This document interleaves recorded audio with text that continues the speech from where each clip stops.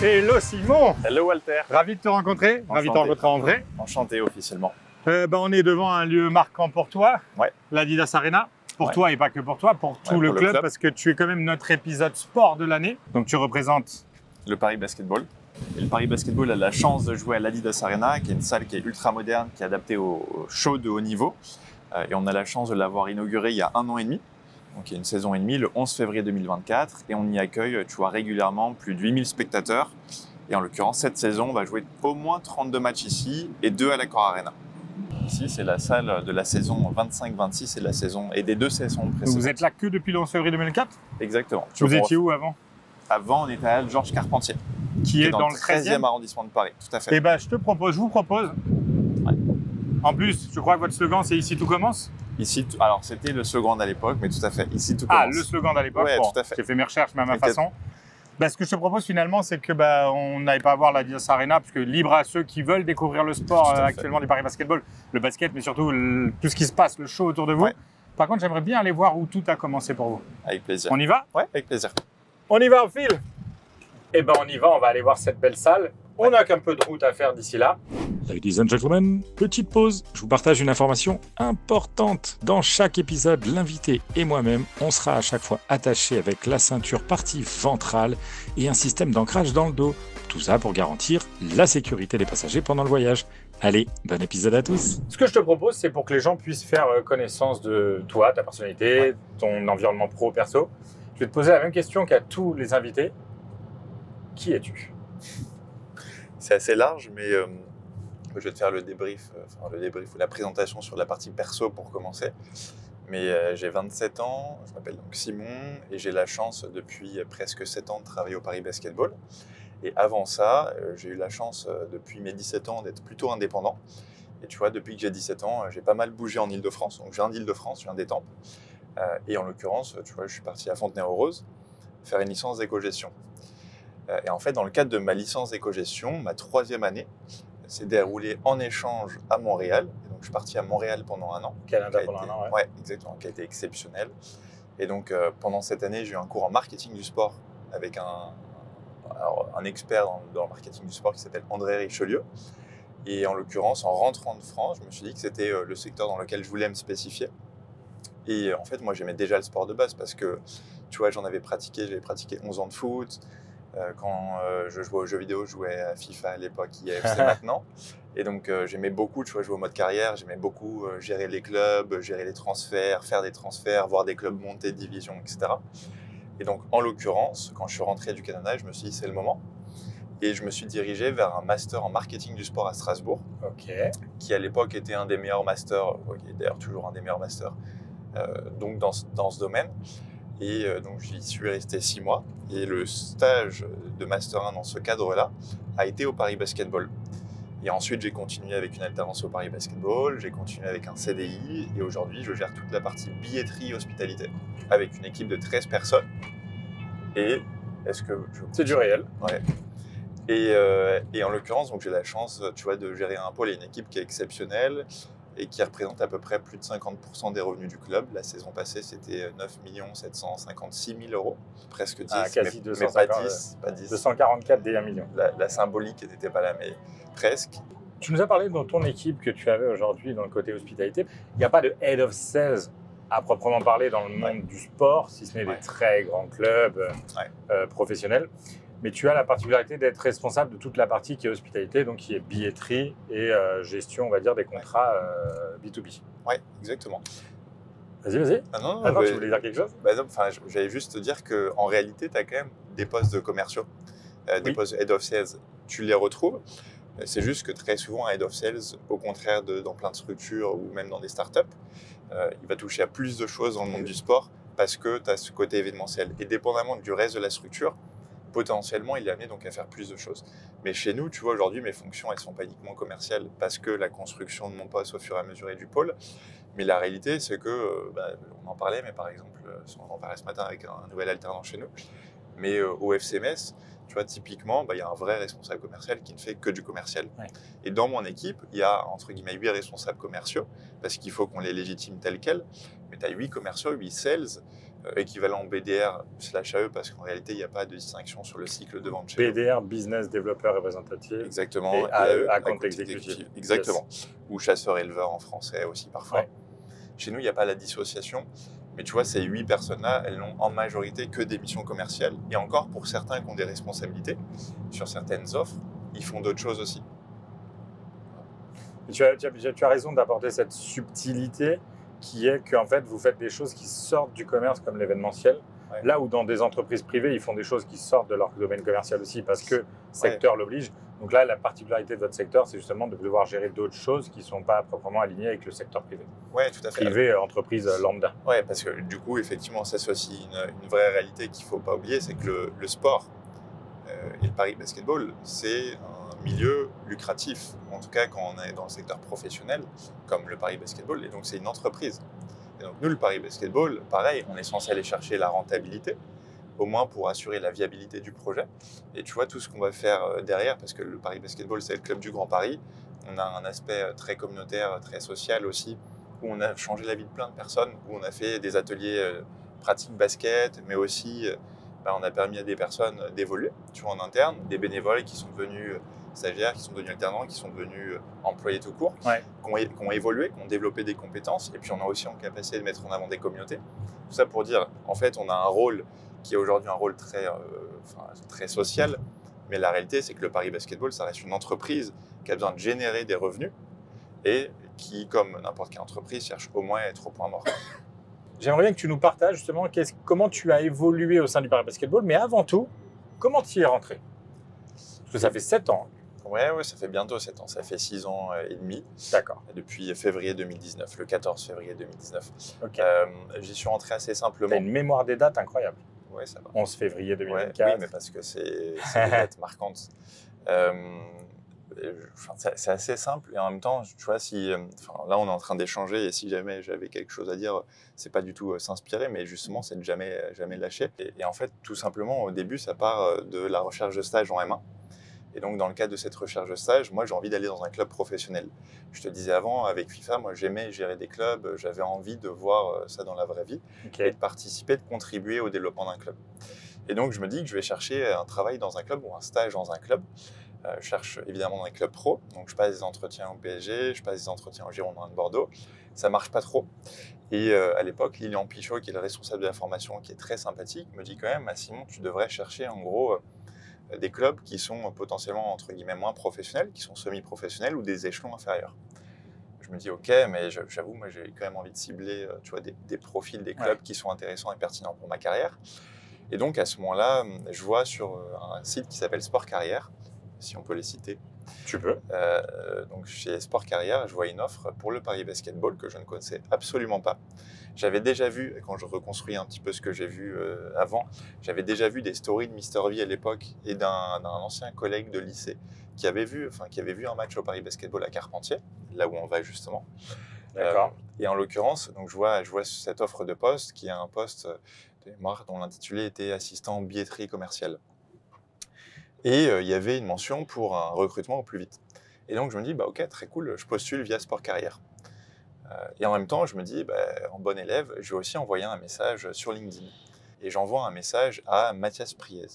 Mathias Priez, qui à l'époque est responsable administratif, il me semble. Ouais.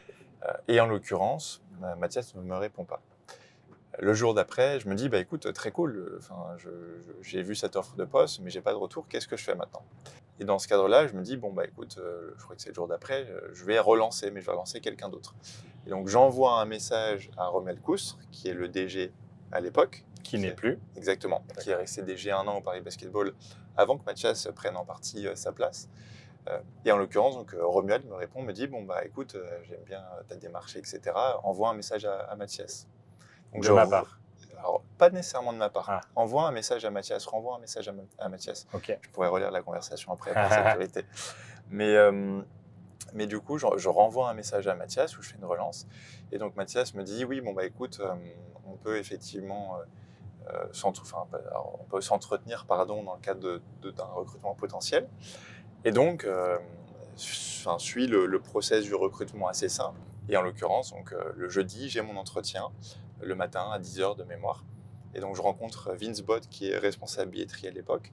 Et je rencontre Xavier Lambourcéen, qui est responsable commercial chez 5B. 5B, c'est une agence qui accompagnait le club sur la billetterie CSE. Et je rencontre les deux. Et les deux me disent, bon, bah voilà, l'idée, c'est que l'entretien dure une trentaine de minutes. Et ensuite, on te fera un retour courant semaine prochaine. Au bout de 45 minutes, ils me disent, bon, bah, très cool, on peut continuer à échanger, on te fera un retour dès ce soir, etc. Et au bout d'1h30, je sors du rendez-vous. Je rentre chez moi, Vince m'appelle pour me dire que je suis pris, il me demande si je peux commencer le lendemain. Et donc je commence le lendemain, le vendredi, je commence mon stage. C'est un jour de match contre Quimper. Et donc c'est mon premier match, qui est d'ailleurs un match à thème de mémoire, c'est le Nouvel An chinois. Je rejoins le club à ce moment-là pour un stage de 6 mois. Vous avez des entreprises sur liste d'attente? Alors on n'a pas des entreprises sur liste d'attente au global parce qu'on a un produit hospitalité qui a encore du potentiel. Tu vois, on a encore de la capacité. Et en fait, quand aujourd'hui on ne vend pas en hospitalité une place, on la vend en billetterie sèche, donc on retombe quand même sur nos pattes.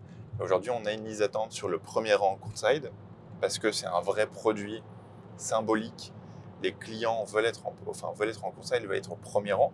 On a un investisseur qui est assez connu qui s'appelle Omar Sy. Et donc, qui n'est pas le Si, alors il n'est pas du tout co-founder, il est vraiment investisseur, copropriétaire. Copropriétaire, voilà. Avec des dynamiques vraiment sur la partie artistique et globalement sur la communication. Et tu vois, il est hyper pertinent sur plein de choses. Et en l'occurrence, il est aussi pertinent pour sa renommée. Et donc, quand il est au premier rang en courtside, tu as des personnes qui ont envie aussi d'être au premier rang en courtside. À côté d'Omar Sy, à côté, on parlait tout à l'heure avec les gars en off de Travis Scott, à côté de Travis Scott, à côté de stars qui font l'actualité du monde français global. Mais on monte souvent aux États-Unis, dans les matchs américains de basket, on monte souvent Jay-Z, Beyoncé, Justin Timberlake, j'en passe, Timbaland, des gens comme ça qui sont au premier rang. Et forcément, les journalistes se mettent sur eux tout de suite. Et pas que les journalistes. Et on a la chance, tu vois, je te mentionnais justement le côté expérientiel au Paris Basketball. Aujourd'hui, je pourrais te le décrire plus précisément, mais le côté expérientiel fait que tu adaptes ta communication, tu adaptes ta restauration, tes animations, tout ce que tu fais en fait en fonction parfois d'un thème de match ou en fonction de ton identité. Et dès le début dans notre identité, avec l'agence Yard surtout qui nous a beaucoup accompagnés, qui nous accompagne encore, sur des sujets de DA et de branding global, de direction artistique et de branding global. Merci justement. On utilise beaucoup d'acronymes, et d'ailleurs je le fais avec quasiment tous les invités. Cette notion où on va des fois vous dire des acronymes, BDR, AE, DA, on va redonner les termes, on ne sait jamais, c'est quand même important de donner le vocabulaire. Donc il s'occupe de vous accompagner sur la DA, la direction artistique.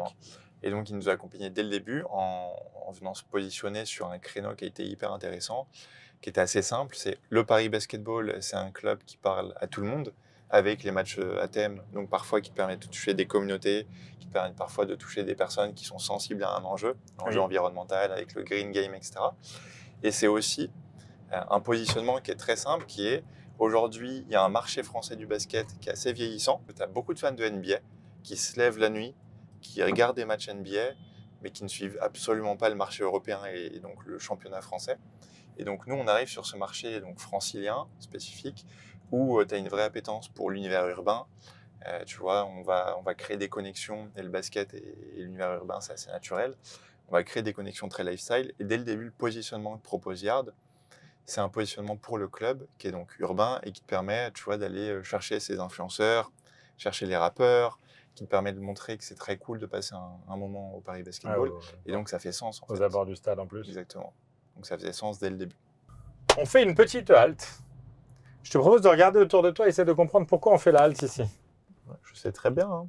Je vois direct. C'est bon? Ouais. T'es prêt, on sort? Ouais, avec plaisir. Allez. Je crois qu'il y a une petite histoire sur ce terrain aussi. Ouais, c'est pour ça que j'ai voulu qu'on vienne ici, toi et moi. On fait attention, ça joue en direct autour de nous. Ouais. Et ensuite, on va peut-être faire un petit truc, encore surprise. Ça te va? Ouais, très bien. Qu'est-ce qui s'est passé sur ce terrain? En fait, c'est très simple. Tu vois, avant, je te parlais dans la stratégie du Grand Paris, de l'aspect social du club. Ouais. Ici, c'est juste l'occasion de parler de deux choses. C'est deux paniers, deux personnes. En fait, ici, sur ce panier-là, là, on le voit, c'est Amar Assi. Amar Assi, c'est une grande légende du basket français. Et en fait, c'est aujourd'hui notre directeur sportif. Et donc, il y a une vraie logique à en parler parce qu'il a un impact sur des joueurs franciliens qui est assez important. Et dans ce cadre-là, c'est très cool de pouvoir le présenter parce que on voit le logo du club, l'ancien logo du club Paris Basketball. Ouais. Et tu vois, c'est cool de pouvoir montrer l'impact qu'on a aussi, tu vois, de pouvoir redynamiser un peu ces lieux-là, de pouvoir parfois les styliser et de mettre en avant des figures emblématiques.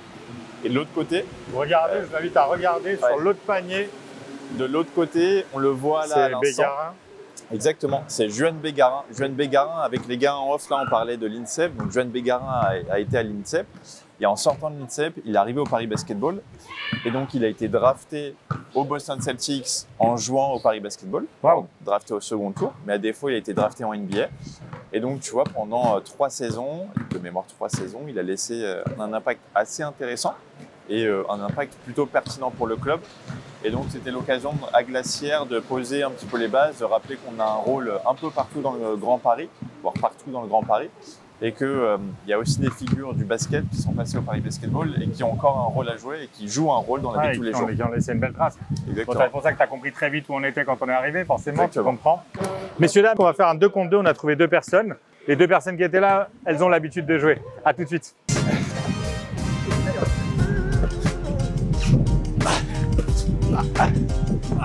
Le gars, il fait des trucs.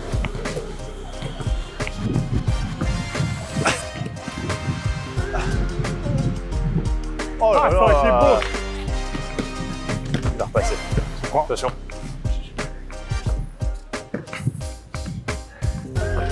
Tiens, bien.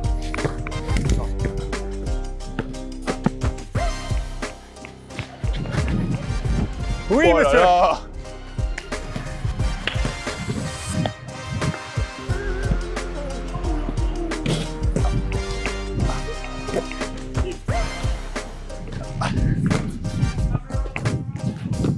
Oui, monsieur. Oh, Thomas. Ah, t'aurais pu. Oh.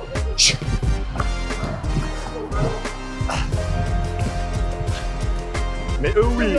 Désolé. Hein. Ça, c'est une réaction. Ça, c'est la meilleure réaction. Bien joué quand même. Merci les gars. Ça, c'est bien les interviews sportives. Si tu n'avais pas été aujourd'hui, non pas au sein du Paris Basketball, pardon, ou dans le monde du sport, qu'est-ce que tu aurais fait? Qu'est-ce que tu aurais aimé faire? C'est assez compliqué. Déjà, petit, moi, je me voyais comme architecte, photographe, mais en même temps, déjà gérant de club. Enfin, tu vois, globalement, je voulais toucher à tout. Et c'est un peu la force aussi aujourd'hui de notre position en tant que commercial, c'est qu'on échange avec plein de structures qui touchent à tout. Tu vois, dans nos clients, nous, on a des structures qui sont hyper hétérogènes. Tu as des boîtes qui sont en train de se lancer. On a des entrepreneurs, des micro-entrepreneurs sur certains sujets. On a des ETI, des grosses structures sur plein de secteurs différents. Donc, échanger avec ces personnes-là, ça permet de voir plein de choses. Et donc, je leur ai dit, j'aurais voulu échanger avec plein de monde. Et donc, peut-être une pépinière ou un lieu de rencontre, tu vois, un café où tu pourrais prendre ton café, coworker et en même temps, peut-être acheter des pièces de vêtements que tu trouves cool. Potentiellement faire de l'upcycling, des ateliers upcycling ici. Ouais. Je sais pas. Pour le coup, c'est assez complexe, mais si on parle vraiment d'une activité professionnelle, sans parler d'activité, tu vois, je pourrais te parler d'investissement immobilier, etc. Mais dans l'activité professionnelle, je te dirais un format où on rencontre des gens, on peut s'intéresser à plein de sujets et la notion de réseau est importante. Demain, tu recrutes un commercial qui est top. Il lui manque une qualité que tu aurais trouvé chouette qu'il ait. D'accord? Mais il fonctionne bien, il a des bons résultats. La qualité humaine globale, parce qu'aujourd'hui, tu vois, nos commerciaux, nos sales, ils échangent en day-to-day avec des prospects, avec des clients. Il y a une notion vraiment d'émotion. On est dans un secteur qui est le sport. Et donc, tu vois, tu viens vivre des émotions. On sort les gens de leur cadre de vie, ou on les fait rencontrer d'autres boîtes. Et donc, tu as plein d'événements sur lesquels tu peux rencontrer des gens, tu peux vivre des émotions. Et donc, le côté humain est important. Et en plus, qui plus est, tu vois, même dans la structure, les commerciaux échangent en direct tous les jours avec d'autres collègues sur la partie support pour s'assurer que leur travail est optimisé. Tu as reçu une question de la Head of Sales qui est passée avant toi. Voici la question. Simon, justement, là, comme on parlait de recharger ses batteries, j'en ai parlé juste avant, je trouve que c'est une bonne question de savoir, toi, comment tu arrives à les recharger après une semaine un peu difficile, après une journée un peu difficile. Quels sont tes conseils? C'est assez intéressant parce que c'est un sujet qui est majeur chez nous. Parce que le Paris Basketball a la chance de faire vivre des émotions. Donc, tu as une notion de charge émotionnelle aussi qui est liée un peu indirectement parce que tu suis une équipe, tu vis avec, tu vis les matchs. Et en complément, il y a aussi une notion événementielle. C'est un métier, un secteur événementiel. Ce qui veut dire qu'en fait, on fait plein de choses, déjà en plus de nos missions, mais en dehors de ça, tu as un rythme de vie qui est un peu particulier. Et tu vois, on a eu cette saison 42 matchs à domicile, plus une bonne dizaine d'événements partenaires, plus une petite dizaine d'événements abonnés. Ce qui fait que tout cumulé, tu as plein de journées où tu travailles le week-end, tu as plein de journées que tu vas finir à 1h du matin. Et donc, naturellement, ça change déjà ton rythme de vie. Et donc, la clé pour nous, ou en tout cas la clé pour moi, c'est, première chose, de bien réussir à déléguer. Deuxième chose, de bien organiser mon emploi du temps en fonction de ça. Et troisième, de m'assurer, moi, d'avoir des vrais temps de coupure. Et donc, comment est-ce que je coupe? C'est justement en prenant 2-3 semaines off, en faisant absolument rien par rapport au travail. L'idée étant vraiment de se séparer de ce monde-là. Et tu vas doubler le Paris Basketball pendant 2 semaines ou 3 semaines de vacances. Avec obligation, oui. majoritairement le besoin de quitter l'endroit où tu vis, de partir, voyager un peu. Naturellement. Après, tu peux te sentir, je dirais qu'il y a une différence entre la coupure et le repos.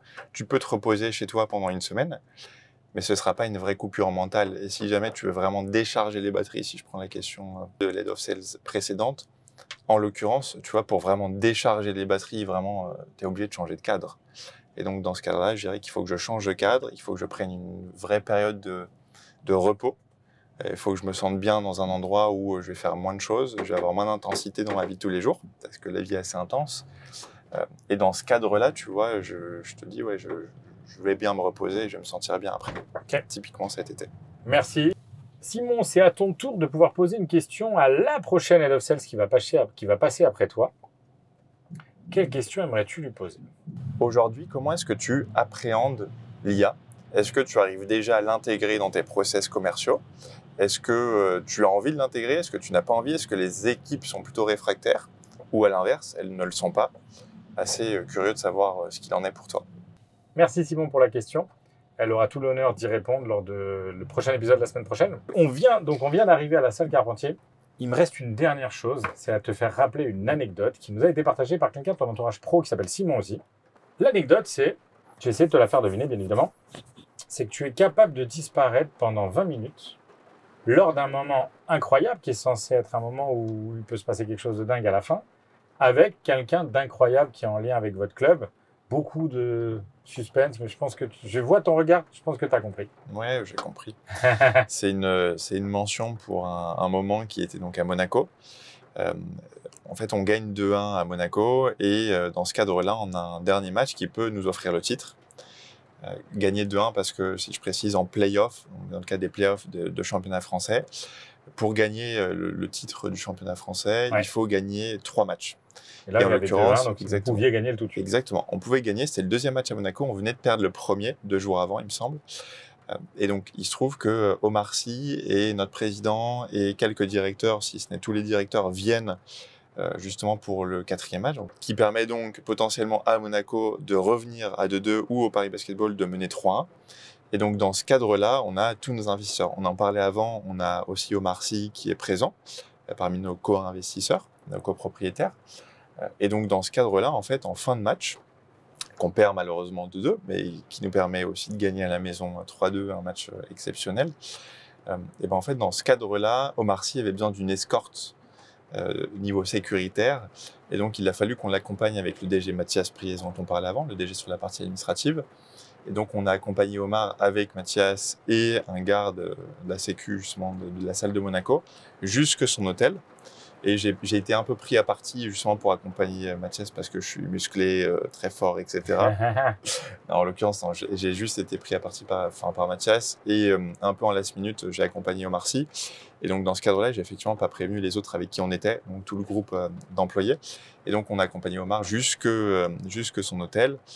Et très simple, sur le chemin, tu vois que c'est une vie de célébrité qui n'est pas la plus agréable, mais donc il se fait interpeller par tout le monde, des voitures qui s'arrêtent, coucou, qu'est-ce que tu fais là, etc. Et donc on l'a juste accompagné jusque l'hôtel, et ensuite sur place, malheureusement ou heureusement, je te parlais justement de l'intensité avant, Comme on perd de 2, du coup, on a un match organisé à la maison. Et donc, on a un game 5 des finales à organiser. Et donc, en arrivant à l'hôtel, j'ai travaillé pendant 2-3 heures pour la mise en vente justement de la finale 5 et s'assurer que la salle soit remplie, ce qui a été le cas et qui a été une belle réussite. Donc, tu as disparu pendant 20 minutes, mais pour la très bonne cause. Exactement, pour accompagner en tout cas exactement. Le copropriétaire de votre club, qui Exactement. en plus est une célébrité. Exactement. Au début de la vidéo, on était devant la Adidas Arena. Tout à fait. Et tu m'expliques donc que c'est ici que tout a commencé pour le Paris Basketball. Exactement. Donc, Ok. on a commencé à Carpentier, ici. Là, aujourd'hui, on a le Sporting, mais à l'époque, on avait donc la bannière du Paris Basketball et il y avait une bannière « Ici, tout commence » parce que c'était effectivement le slogan du club qui a été utilisé, tu vois, dès la saison 2018-2019, donc dès la première saison, et qui était ultra pertinent. Et c'est bien de le voir parce que ici, tout a commencé et l'outil n'est pas le même. À l'Adidas Arena, on est sur un outil, je te disais, qui est ultra moderne, qui est adapté au sport et au spectacle de haut niveau. Ouais. Ici, c'était pas le cas. Et surprise, parce que je ne connais même pas la config actuelle de la salle. On va aller à l'intérieur, on va checker. C'est ici que tout a commencé, qu'on a joué, alors pas le premier match à domicile, mais en tout cas les premiers matchs à domicile, quand on a commencé vraiment à jouer à la maison. Parce qu'avant, on a joué de façon délocalisée. Tu vois, au début, on n'avait pas encore la salle. Pour clôturer ce podcast, ce que je te propose, c'est qu'il y a un cadeau que tu vas donc offrir Tout à fait. à la personne qui va gagner au tirage au sort. Tout à fait. Le cadeau est là, il va être remis par Jess. Et Qu'est-ce petite que ce cadeau? surprise, c'est pas un cadeau. Alors, je suis désolé. Pas un cadeau. Alors, ça a été mis en boule, mais c'est donc un t-shirt. Ça, c'est pour toi. Oh, c'est gentil, C'est merci. un t-shirt qui était dans ma garde-robe. Alors, Taille S, parce que c'est Alors, il tendu. n'est pas en taille S, et heureusement, parce que pour moi non plus, ça irait pas. Mais c'est donc un t-shirt des finales. C'est le t-shirt qui a été mis à disposition dans la salle pour le dernier match, donc les dernières finales en juin. Le et donc, 5e match. Exactement, le 5e match qu'on a gagné à la maison. Et donc ça, c'est pour toi. Désolé, il est un peu fripé. C'est fort parce C'est que froissé. il y a écrit finale Ouais. avec un S. Et un 5 à Et la c'est fin. un 5. Exactement. Merci beaucoup. Et le cadeau? Exactement. Et le cadeau, c'est assez symbolique. Le cadeau, c'est donc un maillot du Paris Basketball, qui est donc maintenant un maillot away. Donc maillot away, donc un maillot à l'extérieur. Donc on ne joue pas avec à domicile, mais pendant nos 4 premières saisons, on a joué avec des couleurs équivalentes à domicile. Donc c'est les couleurs qu'on a utilisées à Carpentier. Quand on jouait à Carpentier, on avait à peu près la même couleur de maillot. Et donc c'est un maillot de la saison passée qui a beaucoup de sens parce que c'est la saison. Exactement. Champion Et donc de on France. met ça à disposition, on le fait gagner effectivement dans le cadre d'un jeu concours avec toi. Et donc c'est un maillot en taille XL qui peut servir à être porté en pyjama ou à être porté en jouant au basket ou à être signé. Et j'ai envie de te dire que c'est peut-être l'occasion d'en parler parce qu'en complément, du coup, je t'invite avec la personne qui le gagnera à venir voir un match en tribune ville. C'est adorable, merci beaucoup. Et voilà. Et ben moi je mettrai celui-là. Et bah, tu Et on fais prendra bien. une photo. Et ben celui-là, Et il y a quelque chose, c'est pas un nom, mais c'est un sponsor, c'est ça? C'est tout à fait. On parlait des sponsors avant, et donc là, on a Avec le justement, logo. exactement. Alors ça, c'est le logo sans la mention, sans la notation Paris Basketball. Ouais. Et ici, on a effectivement le sponsor NutriBullet et à l'avant, pour information, parce que c'est assez cool de le montrer, mais tu as aussi les autres sponsors avec la DA Paris qu'on a depuis cette saison. Voilà. Ben, merci beaucoup pour ce cadeau. Avec plaisir. Donc, même Merci à chose toi. à gagner en tirage au sort. Les tirages au sort se feront, je le répète à chaque épisode, mais à la fin de toute la saison, ce sera annoncé, la date sera annoncée. Donc voilà, bonne chance à tous et à toutes. Merci beaucoup Simon. On clôture donc ici, là où tout a commencé. Et pour Exactement. nous, bah, tout fini, l'épisode se finit. Merci. Merci beaucoup. Walter. Merci. Et bah, à très bientôt. Et merci à l'équipe prod aussi. Ils sont là. Merci les gars. Tout le monde est là. Merci. Merci. À bientôt. Ciao. Ciao.